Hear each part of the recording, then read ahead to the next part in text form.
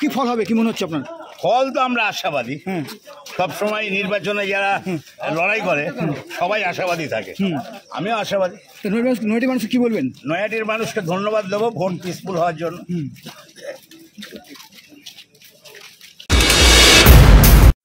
দেখুন, আমাদের পূর্ব অভিজ্ঞতা তো ভালো না। 2021, 2024-এর আমাদের অভিজ্ঞতা ভালো না। সেই জায়গা থেকে দাঁড়িয়ে আশা রাখছি নিশ্চিতভাবে প্রশাসন সম্পূর্ণ রকমভাবে সহযোগিতা করবে, নির্বাচন কমিশন নিরপেক্ষভাবে সহযোগিতা করবে। যদি সেটা হয় ভালো, আর যদি না হয় তাহলে পরবর্তী ক্ষেত্রে দল যা ডিসিশন নেবে হবে। প্রতিবারই কিন্তু আপনারা বলে এসেছেন যে যেখানটায় যে জোর করে কিন্তু এজেন্টকে সরিয়ে দেওয়া হয় বা ব্যালট বক্স বদল করা হয়, এইবারেও কি সে অভিযোগ রাখছেন? না না, সেটা রাখছি কিনা এখন কি করে বলবো, আশঙ্কা করতে পারি, কিন্তু অভিযোগ তো রাখলেই হলো না, আমাকে দেখে তারপরে অভিযোগ করতে হবে। এক কোম্পানি কেন্দ্রীয় বাহিনী কিন্তু এই গণনা কেন্দ্রে মোতায়েন রয়েছে, হ্যাঁ, তো সেখানে কি আছে?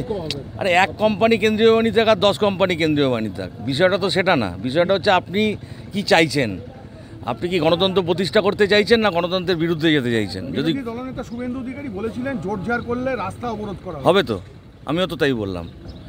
আমরা আমাদের দলের নেতারা যা বলে আমরা সেই কথা অনুযায়ী চলি। সর্বশেষ পরিস্থিতিতে কি প্রত্যাশা করছেন? আগেও বলেছি, এখনও বলছি, ভোটের দিন ওরা যা করেছে, তারপরে নতুন করে আজকে যদি নতুন কোনো চুরি না করে, জিত ভারতীয় জনতা পার্টির এই বিধানসভায় হচ্ছে, এটা আপনি নিশ্চিত থাকুন। 64% হচ্ছে পোল নৈহাটিতে, সেখানে দাঁড়িয়ে কত সংখ্যক হচ্ছে মানুষের সমর্থন আশা করছে? মানুষ তো সম্পূর্ণ আমাদের সঙ্গে রয়েছে। এখন 64-এর মধ্যে কত ওরা ছাপ্পা মেরেছে সেটা তো বিষয়। আইবি বলছে একটা সংখ্যা, বলছে আমাদেরকে যে এত ছাপ্পা মেরেছে, তারপরেও বলছি যদি সেটুকু হয়ে ওরা থেমে থাকে, তারপরেও ভারতীয় জনতা পার্টির জয় এখানে নিশ্চিত। তবে সেখানে নিজেদের প্রেফারেন্স থাকে, এখানে পিপলস প্রেফারেন্স।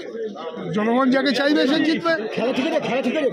হিন্দিতে একটা কথা আছে না, জনতা জনার্দন, তারা যা বলবে তাই। মূলত একটা কথা আছে যে এর আগে যখন ভোট হয়েছিল, ভোটের পর একটা ভোট পরবর্তী হিংসা সৃষ্টি হয়েছিল নৈহাটির বুকে। ভোট হয়েছে, ভোট পরবর্তী বিগত 10 দিনে কোনো হিংসা হয়নি। এরপরে যদি হয় তাহলে হবে। এখন আমি কি করে বলবো হবে কিনা?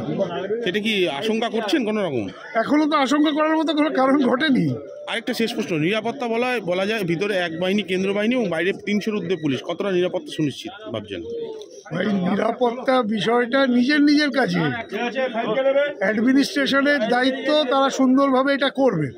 যদি অ্যাডমিনিস্ট্রেশন ফেল করে তাহলে সেটা অ্যাডমিনিস্ট্রেশনের দায়িত্ব, আমার তো কিছু না।